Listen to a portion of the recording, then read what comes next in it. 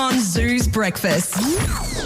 It's Zoo Brekkie with Dan and Leisha. We've got a few special guests in the studio this morning. Absolutely. We've got Sharon and Gail from the Chris O'Brien Lifehouse for those going through cancer treatment, and has actually been in the area for quite a while, but are hoping to get their own building. Essentially. Yeah, get some bricks and mortar set in Dubbo. Let's start where it all began with Gail. Now, this is named after your husband. How did that all come about? The development of the Chris O'Brien Lifehouse, a comprehensive cancer hospital, the development actually is very tied to the origin story of who Chris was and what he did. So he was a head and neck cancer surgeon. He did establish a very strong profile in Australia because of the RPA show, which was probably the first reality TV show in Australia. He became kind of the accidental star of the show because of his amazing charisma, and he was just very handsome, and he was the doctor everybody wanted to have. And he established a bit of a fan club, and as a family we just thought this was quite hilarious. But on top of that, he was the Sydney Cancer Centre director.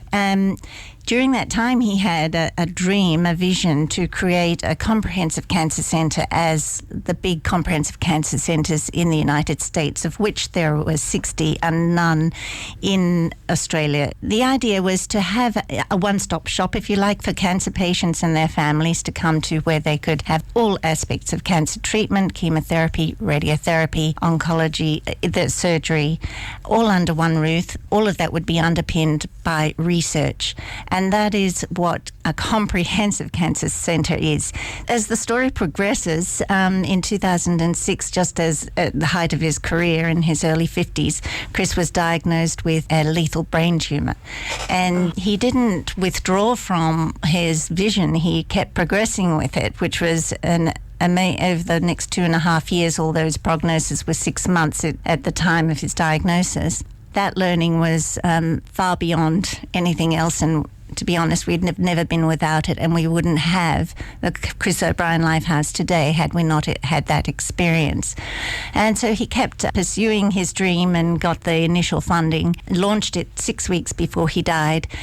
We got it built 2 years after he died, and then we opened 4 years later. I have to say, Gail, I mean, what an incredible man Chris sounds like. Just to be so selfless as well, while he was going through what he was going through, and yet still working towards this goal to help others. It's just incredible.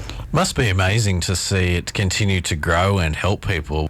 Like, legacies can be just left and it can be a memory, or it can keep getting bigger. And to have that latter one, have it go bigger, it must just continue to feel you full of joy. Well, it does, and it seems to attract the right people. It's familiar territory to me because Chris and I both worked at Dubbo Hospital in our early days. I as a physio and he is a young resident, and so we love Dubbo. Well, don't go anywhere because we'll find out what the next step is for the Chris O'Brien Lifehouse. First, though, here's a little bit more of Dubbo's best music. Hadaways, What Is Love, here on Zoo Brekkie. What is love? It's Zoo Brekkie with Dan and Leisha. We've got Gail and Sharon from the Chris O'Brien Lifehouse, a comprehensive cancer centre, and they've been telling us the epic story of Chris's life and the push for this. But there's more to do. So you guys are here today because you're really wanting to be actually physically bricks and mortar here in Dubbo.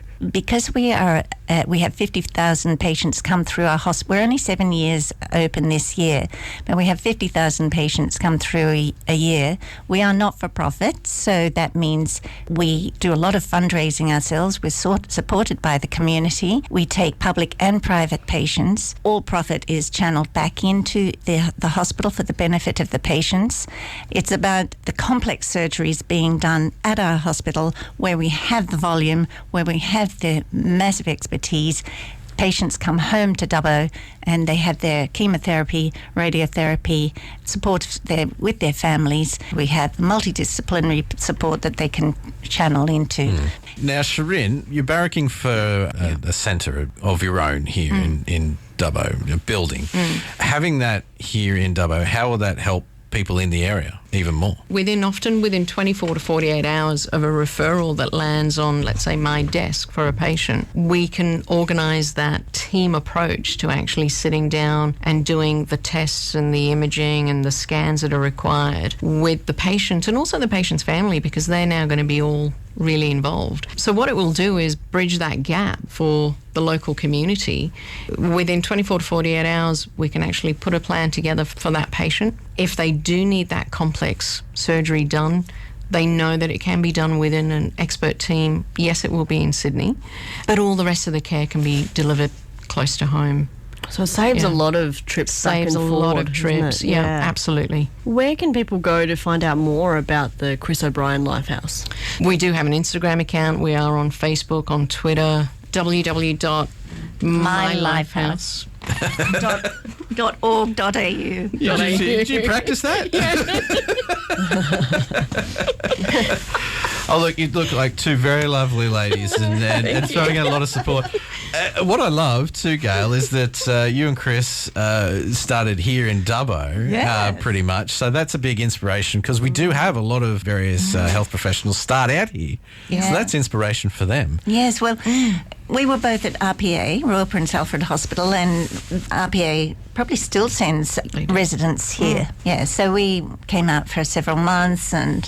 yeah, it was just a really fun time. Fantastic. Well, we better let you go and keep on doing your good work. But thank you very much for your time this morning, ladies. Thank you very much for having us. You're on Zoo's Breakfast.